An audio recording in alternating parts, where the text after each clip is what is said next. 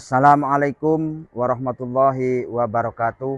Kepada yang terhormat Bapak atau Ibu dosen penguji uji kinerja PPG, perkenalkan nama saya Muhammad Zamroni, guru Akidah Akhlak, mahasiswa PPG Transformasi Batch 3 tahun 2025 di LPTK UIN Kiai Ageng Muhammad Besari Ponorogo dengan NIM 209250975. Pada hari ini Senin 6 Oktober 2025 saya akan melaksanakan praktek pembelajaran dalam rangka penilaian uji kinerja di MTS Negeri 11 Banyuwangi pada kelas 8 dengan materi iman kepada kitab-kitab Allah Subhanahu wa ta'ala. Selamat menyaksikan. Wassalamualaikum warahmatullahi wabarakatuh. Assalamualaikum warahmatullahi wabarakatuh. Waalaikumsalam warahmatullahi wabarakatuh. Oke, terima kasih anak. Bagaimana kabarnya hari ini? Alhamdulillah baik. Mudah-mudahan kita hari ini diberi semangat, diberi ilmu yang barokah. Amin. Anak-anak, sebelum kita memulai pembelajaran ini, kita berdoa dulu kepada Allah.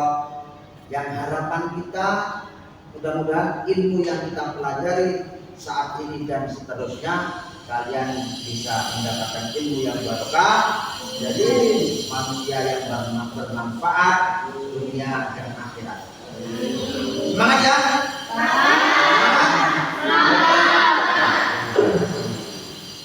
Untuk doa mungkin ada yang mau memimpin, ya Pak? Oke, terima kasih. Kita berdoa dulu kepada Allah, harapannya mudah-mudahan ilmunya barokah. Silakan.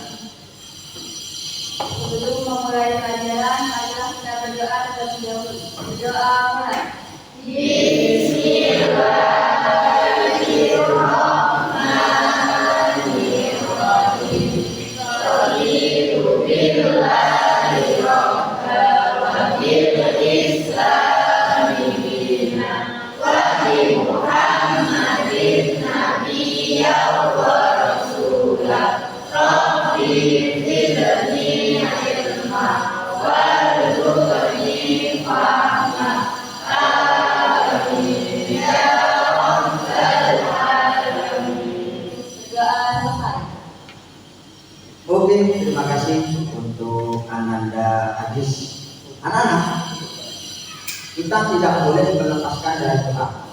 Untuk melanjutkan doa, kita harus mengagungkan nama-nama Allah yang di sana tersusun. Yang pagi kita lakukan sholat duha bersama, kita baca bersama, yaitu Asmaul Husna. Karena apa? Asmaul Husna merupakan hubungan kita langsung tertuju kepada Allah. Itu mari kita baca Asmaul Husna bersama-sama dengan dipimpin oleh salah satu siswa di sini. Ayo, siapa yang mau membacakan Asmaul Husna bersama-sama untuk memimpin bawah ini? Siapa? Hadis lagi? Nah, oke, nggak apa-apa. Semangat ya, semangat ya. Ya Allah, ya Rabbi, ya Allah. Oke, terima kasih banyak. Anak-anak, kita hidup di Indonesia, yang mana kita wajib mencintai NKRI, Negara Kesatuan Republik Indonesia. Itu sudah suatu kewajiban. Ketika kita mencintai NKRI, kita saat ini akan kita lakukan untuk menyanyikan lagu Indonesia Raya. Karena apa? Menyanyikan lagu Indonesia Raya merupakan rasa cinta kita yang sangat tinggi kepada negara kita. Semangat ya. Oke, terima kasih. Mari kita menyanyikan lagu Indonesia Raya bersama-sama. Semuanya anak-anak silahkan berdiri. Ada mungkin yang mau memimpin? Nilum, mana Nilum? Nilum. Ya, silakan Nilum. Semangat Nilum. Ya. 1, 2, 3. Indonesia Raya. Ya, silakan duduk kembali. Anak-anak, pada bab ini kita akan mempelajari bab tentang iman kepada kitab-kitab Allah. Itu sebelum materi akan kita pelajari bersama, saya akan mengabsensi dulu kehadiran kalian semuanya. Oke?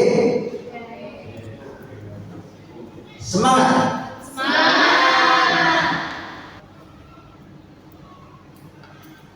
Abdul Haris hadir. Adistia hadir. Ainil Rasti absen, sudah selesai.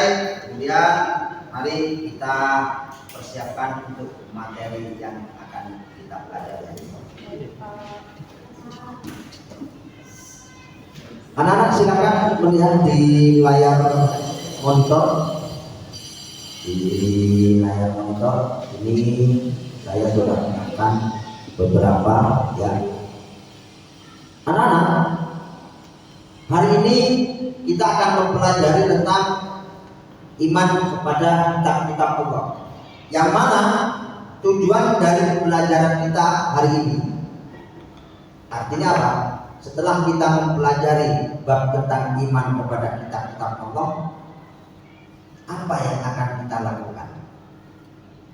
Sehingga kita harus tahu apa yang akan kita perbuat ketika kita selesai mempelajari iman kepada kitab-kitab Allah. Tujuan pembelajaran kita yang pertama apa?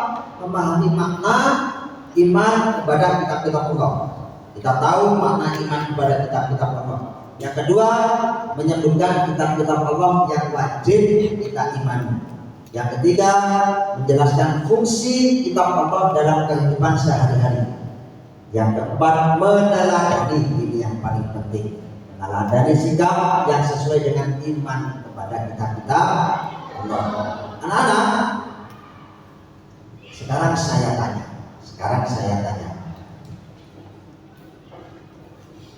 seandainya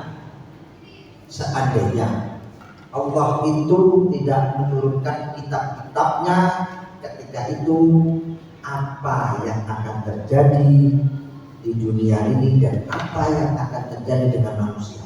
Jadi ada yang tahu? Ya. Akan banyak kekacauan. Oke? Ya. Manusia akan berbuat seenaknya. Betul sekali anak. Tepuk tangan. Betul sekali.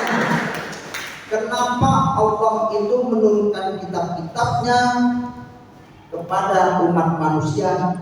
Kitab ini fungsinya satu, apa? Sebagai pedoman hidup manusia. Artinya pedoman apa? Kitab inilah yang mengatur dari umat manusia, sehingga umat manusia ini tahu, kita tahu, oh kalau ini salah, kalau ini benar. Ketika kita melakukan sesuatu hal yang menimbulkan dosa, kita wajib menghindari. Ketika kita ada perintah oleh Allah yang wajib kita laksanakan, kita bisa melaksanakan. Itu semua ada dalam kitab dan itu sudah diterangkan di dalam kitab. Ya, oke, anak-anak. Sebelum kita lanjut, ini saya akan memberikan dulu. Saya putarkan video dulu. Silahkan dilihat dulu ya.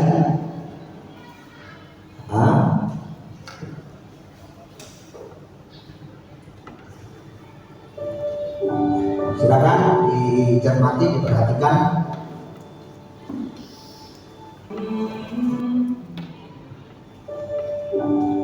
Ya, itu tadi cuplikan video yang akan kita pelajari. Anak-anak, kalau kita ngomong masalah beriman kepada kitab-kitab Allah, siapa yang tahu artinya beriman? Beriman. Ya. Dis, apa dis? Meyakini bahwa kitab-kitab Allah itu diturunkan kepada Rasulnya dan diberikan kepada umatnya. Ya. Pasti ya. Namanya kita beriman. Kita kan wajib kan, ya kan? Kita wajib mempercayai. Berarti kita beriman kepada kitab-kitab Allah, wajib mempercayai bahwa Allah ini menurunkan kitab-kitabnya kepada para rasul. Tugas dari para rasul ini yang menerima kitab-kitab dari Allah ini adalah menyampaikan kepada umatnya. Anak-anak, keyakinan itu ada beberapa bagian. Yang pertama, yakin di dalam hati. Kalau cuma yakin di dalam ucapan tapi tidak yakin di dalam hati, ini namanya bukan beriman. Yang pertama, yakin di dalam hati. Yang kedua, dengan ucapan. Yang ketiga, ini dengan perbuatan. Ketiga-tiganya ini tidak bisa dipisahkan ketika kita ngomong beriman. Kita beriman di dalam hati, tapi ucapannya kita ngomong kotor. Perbuatannya kita sering berbuat maksiat, ini namanya orang bukan beriman. Kita ngomong beriman, ngomongnya ucapannya bagus, tapi hatinya yang kotor, perbuatannya yang sering berbuat maksiat. Lebih parah lagi ketika kita ngomong beriman, perbuatan kita yang sering berbuat maksiat, ini yang akan lebih parah lagi. Makanya kita wajib setelah mempelajari tujuan dari pembelajaran tadi apa? Setelah mempelajari ini kita tahu ternyata ketika kita beriman, mempelajari beriman kepada kitab Allah, ini yang harus saya lakukan. Ingat, beriman itu dari hati, ucapan dan perbuatan. Oke, kita lihat materi.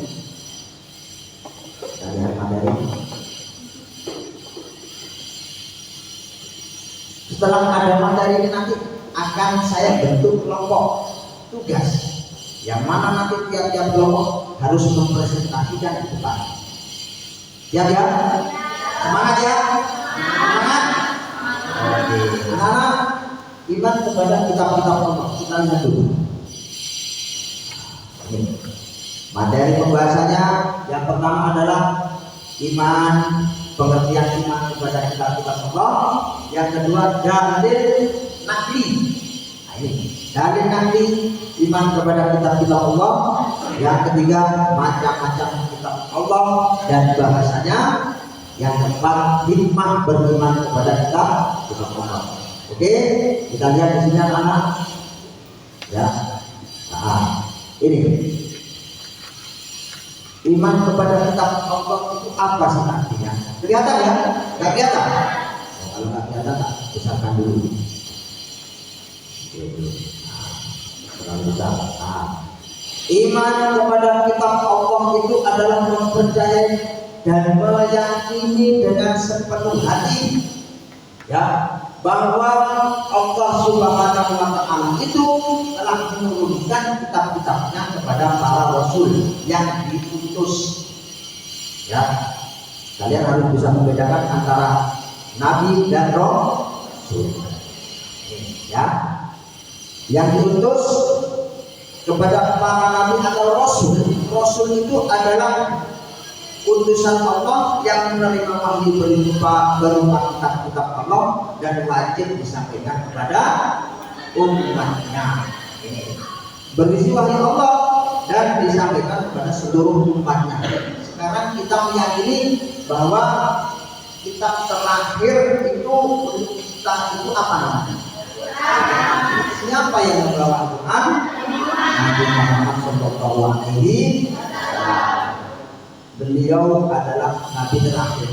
Ketika nanti tahun depan berikutnya, tahun beberapa tahun lagi terus ada orang yang mengaku bahwa akulah nabi, berarti kita wajib menolak. Kenapa? Itu sudah diterangkan bahwa nabi terakhir adalah Nabi Muhammad SAW yang membawa kita apa? Oke. Kemudian dalam Al-Quran disebutkan ada 4 kitab. Ada 4 kitab yang diturunkan oleh Allah. Yang pertama adalah kitab Zabur. Zabur ini diturunkan kepada Nabi siapa? Daud. Yang kedua siapa? Taurat. Kepada Nabi siapa? Yang ketiga Injil. Kepada terakhir kitab Al-Quran kepada terus kitab Taurat kepada Nabi Musa. Kitab ini kita pelajari. Kitab ini diturunkan kepada Nabi Musa alaihissalam sebagai pedoman dan petunjuk bagi Bani Israel. Jadi kitab ini khusus kepada umat Nabi Musa, khusus Bani Israel. Nah, ini sesuai firman Allah Subhanahu wa taala yang artinya, dan kami berikan kepada tidak RTS malu menuntut ilmu tidak ada kata malu, apalagi kalau akhir. Oke anak-anak, mungkin ada pertanyaan? Kalau tidak ada kita lanjut. Ada? Oke, kita lanjut. Sekarang dalil nakli. Dalil nakli itu apa sih? Dalil itu adalah bukti yang Allah terangkan di dalam Al-Quran. Bahasanya betul saya menurunkan kitab ini. Nah, ini bahasanya seperti itu. Buktinya apa? Kita tulis ayat itu. Dan seperti itu ya. Nah, ini salah satunya adalah surat Al-Baqarah. Artinya apa? Katakanlah hai orang-orang mukmin, kami beriman kepada Allah dan apa yang diturunkan kepada kami dan apa yang diturunkan kepada Ibrahim, Ismail dan anak cucunya, dan apa yang diberikan kepada Musa dan Isa, dan apa yang kepada Nabi dari Allah. Kami tidak membeda-bedakan, ya. Kami tidak membeda-bedakan seorang pun di antara mereka, dan kami hanya tunduk patuh kepadanya. Surat Al-Baqarah ayat 135. Ini dalilnya dari An-Nisa juga ada ayat 136. Wahai orang-orang yang beriman, tetaplah beriman kepada Allah dan Rasulnya dan kepada kitab yang Allah turunkan. Ini perintah. Hai orang-orang yang beriman, tetaplah beriman kepada Allah. Ini perintah. Ya. Terus serta kitab yang Allah turunkan sebelumnya. Apa sebelumnya kitab yang Allah turunkan? Ya, Taurat, Zabur, Isa, dan Al-Quran sekarang. Ini perintah Quran Al-Isa. Terus kemudian hikmah. Ini yang terpenting, hikmahnya. Tadi saya sampaikan, setelah kita mempelajari hikmah yang akan kita lakukan itu apa? Setidaknya kita harus berubah.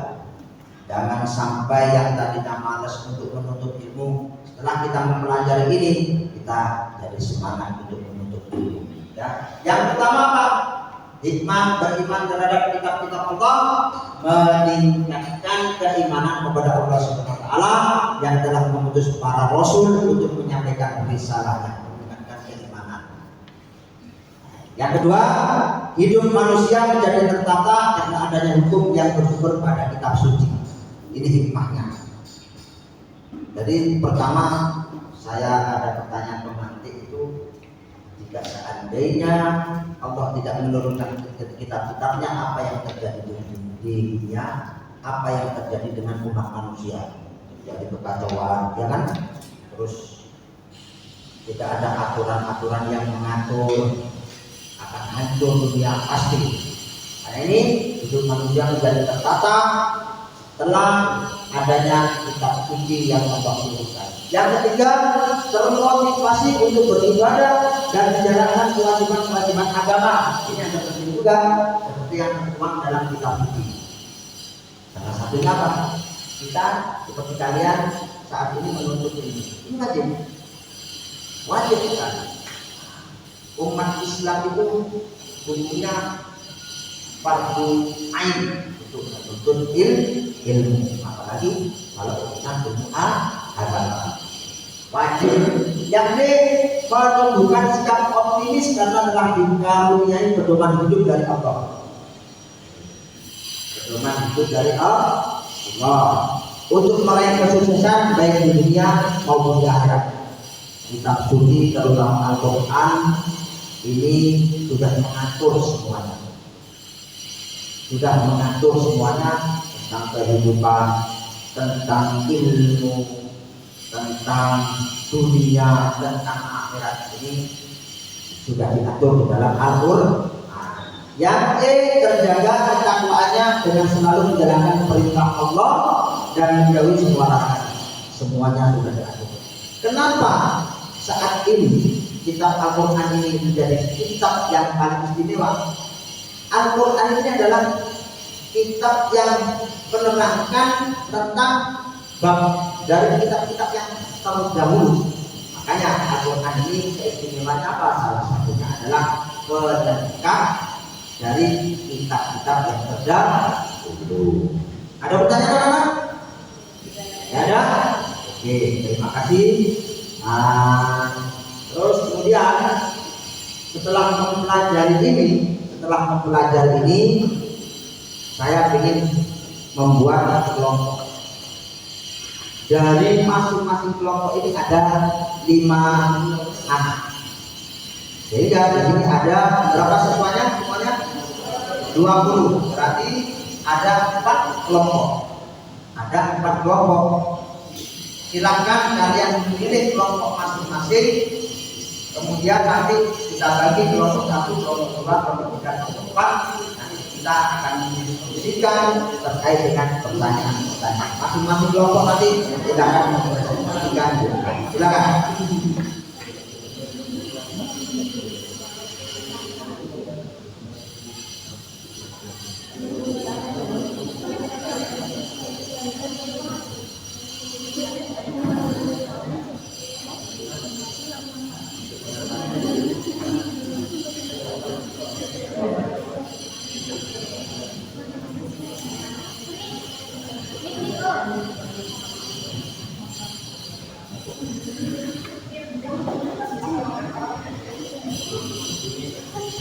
Ada yang siapkan dulu gitu.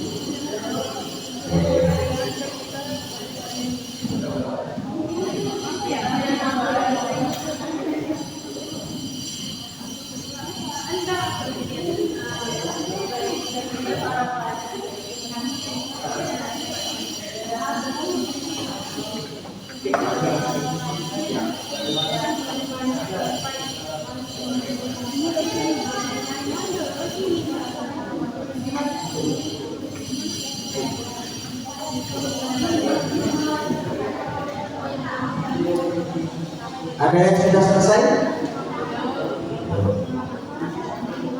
Saya yakin dari masing-masing kelompok tidak akan ada yang sama. Saya yakin.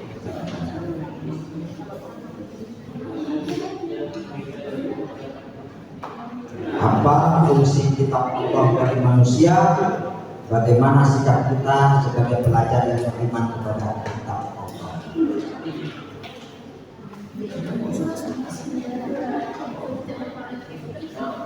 Kelompok 1 sudah? Kelompok 2? Kelompok 3? 3 kali. Kelompok 4 lagi? OTW. Oke, siap.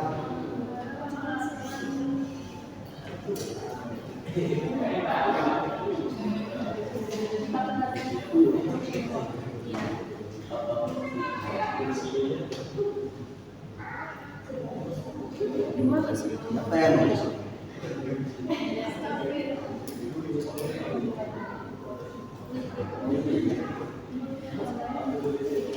Ya, sudah?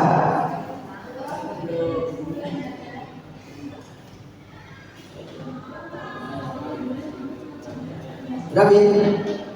Oke. Mungkin ada yang sudah? Kelompok 1 sudah berarti ini? Oke.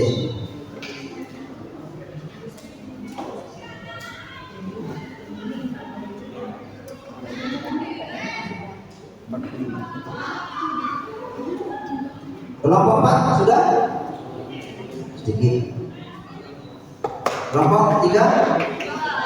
Sedikit. Oh, semuanya sedikit.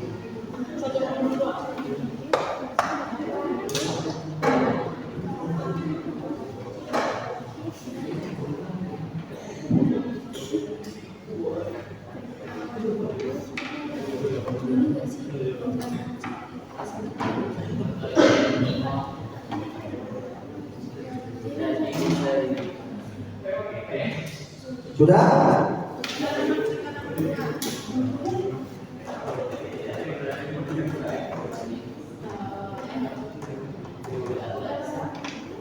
Kalau Bapak sudah ya?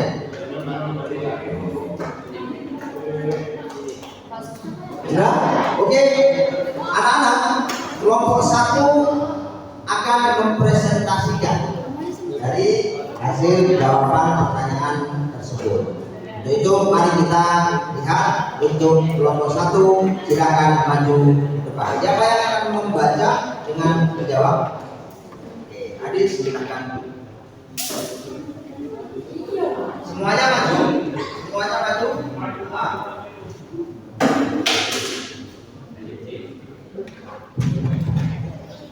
Assalamualaikum warahmatullahi wabarakatuh. Waalaikumsalam warahmatullahi wabarakatuh.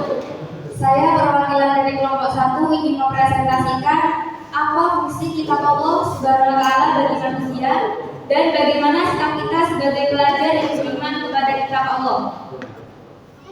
1. Fungsi kitab Allah Subhanahu wa taala bagi manusia adalah sebagai pedoman dan petunjuk bagi umat manusia agar hidupnya jauh lebih tertata dan bisa selamat di dunia dan akhirat. Dan yang kedua, bagaimana sikap kita sebagai pelajar yang beriman kepada kitab Allah, yaitu sikap kita sebagai pelajar tentu harus meyakini dengan segenap hati karena kitab-kitab yang diturunkan oleh Allah itu sebagai pedoman dan petunjuk umat manusia di dunia maupun akhirat. Mungkin itu saja presentasi dari kelompok 1. Wassalamualaikum warahmatullahi wabarakatuh.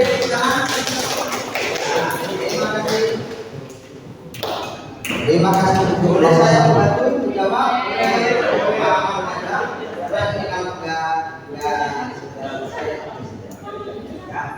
Pertanyaannya kan kalian harus paham.